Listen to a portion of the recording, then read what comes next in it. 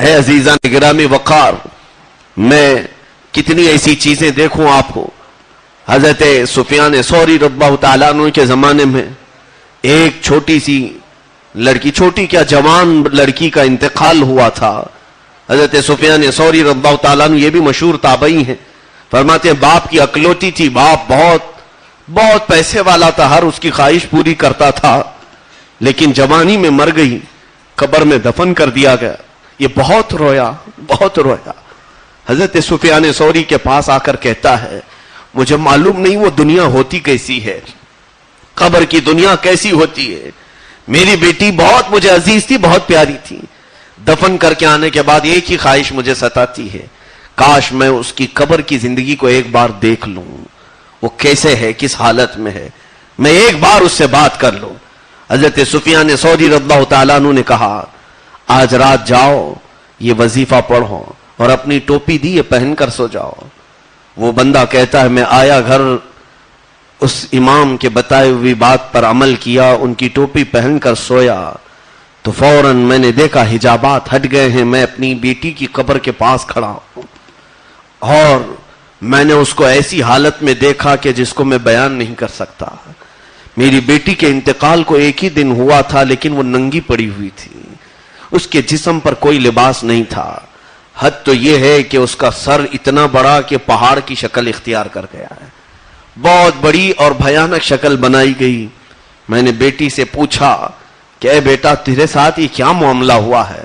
وہ زار و قطار چیخنے لگی اور کہنے لگی ابا جان تم نے ہر میری خواہش پوری کی، یہ دیکھو جو میں اپنے بال کھلے رکھ کر باہر گھومتی تھی، فرشتوں نے میرے سر کو پہاڑ کے جیسا بڑا بنایا اور میرے ہر بال کو درخت کی جو جڑیں ہوتی ہیں ان جڑوں کی طرح بنایا، اور ایک فرشتہ ایک جڑ کو کھینچتا تھا، جیسے میرے ایک بال کو کھینچا تو میرے سر میں گڑھا پڑ جاتا تھا، جیسے کسی درخت کے جڑ کو ہلائیں تو پوری زمین ہل جاتی، کھڈے پڑ جاتے ہیں.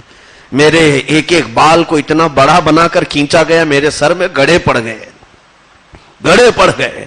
اور ایک فرشتہ آیا میرے لبوں کو، میرے ہونٹوں کو دیکھ کر کہ میں رنگ لگایا کرتی تھی، اس کو اس فرشتے نے آگ کی کینچی سے کاٹ دیا. آپ دیکھیں کہ صرف میرے دانت دکھ رہے ہیں اور کچھ بھی نہیں دکھ رہا ہے. میرے جسم پر اب ہونٹ نہیں ہے، میرے چہرے پر صرف میرے دانت نظر آ رہے ہیں.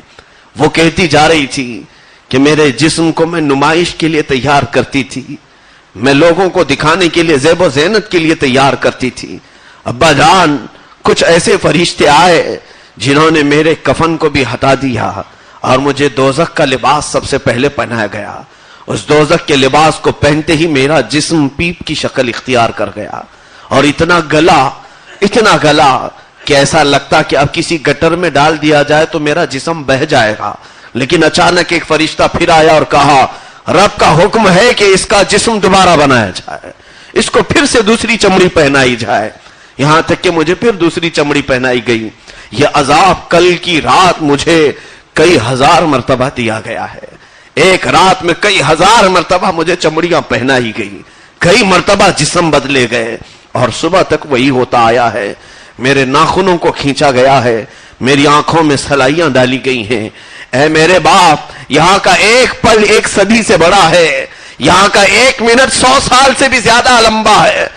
آپ شاید مجھے کچھ قرآن پڑھایا ہوتا، آپ نے کچھ مجھے اللہ اور اس کے رسول کی باتیں سکھائی ہوتی تو میں ان ملائکہ کو کوئی تو بات کہہ کر کے بچ جاتی. یہ بار بار مجھ سے سوال کرتے ہیں اور میرے پاس ان کے سوالوں کا کوئی جواب نہیں ہوتا. وہ باپ سنتا رہا یہاں تک کہ جب اس کی نیند بیدار ہوئی تو اس نے دیکھا کہ اس کا جسم پورا ہل رہا ہے. عزیزان گرامی، یہ حضرت سفیان ثوری رضی اللہ تعالیٰ عنہ کے دربار میں حاضر ہوا اور کہا میں نے وہ کچھ دیکھا جس کے بعد اب دنیا میں کسی چیز کی لذت باقی نہیں رہ گئی. اب یہاں کا میٹھا میٹھا نہیں لگتا ہے، یہاں کا نمکین نمکین نہیں لگتا ہے، حتیٰ کہ مجھے اب پانی بھی یہاں کا زہر لگنے لگا ہے. میں نے دودھ کو بھی دیکھا تو یہ مجھے شراب لگنے لگ گیا ہے. دنیا کی ہر چیز سے میری تمام چیزیں اٹھ گئی ہیں. اے میرے عزیزو، آج یہ تمام باتیں صرف میں اس لیے عرض کر رہا ہوں، کیا ہم نے جینے کے آج طریقے ایسے بنا نہیں رکھے ہیں؟ یاد رکھو کہ تمہیں بھی اور مجھے بھی اور سب کو بھی اللہ کے نبی صلی اللہ تعالی علیہ وسلم کے سامنے کھڑا کیا جانا ہے. ہمارے ہاتھ میں بہت بڑی لمبی کتاب دی جائے گی جسے سب کو پڑھ کر سنانا ہے. اس دن تم چیخ کر کے کہو گے لا یغادر ھذا ما لھذا الکتاب لا یغادر صغیرۃ ولا کبیرۃ الا احصاها. یہ کتاب کیسی میرے ہاتھ میں دے دی گئی کہ اس میں کوئی چھوٹی چیز بھی نہیں چھوڑی, کوئی بڑی چیز بھی نہیں چھوڑی, سب لکھ دیا گیا ہے. پھر وہ دن بھی آئے گا, ہم سب کپ کپاتے ہوئے رب تعالیٰ کے حضور چیخیں گے, روئیں گے, اور اس وقت یہ رب تعالیٰ کی طرف سے ندا آئے گی. اللہ رب العزت یہ ارشاد فرمائے گا کہ آج لا یکلمہم اللہ یوم القیامہ ولا یزکیہم, اللہ ان سے آج بات بھی نہیں کرے گا اور انہیں پاک بھی نہیں کرے گا. اور یہ بھی حدیث پاک میں ہے لا یرحمو, ان پر کوئی رحم بھی نہیں کیا جائے گا, ان پر کوئی شفقت نہیں کی جائے گی, کوئی مہربانی نہیں کی جائے گی.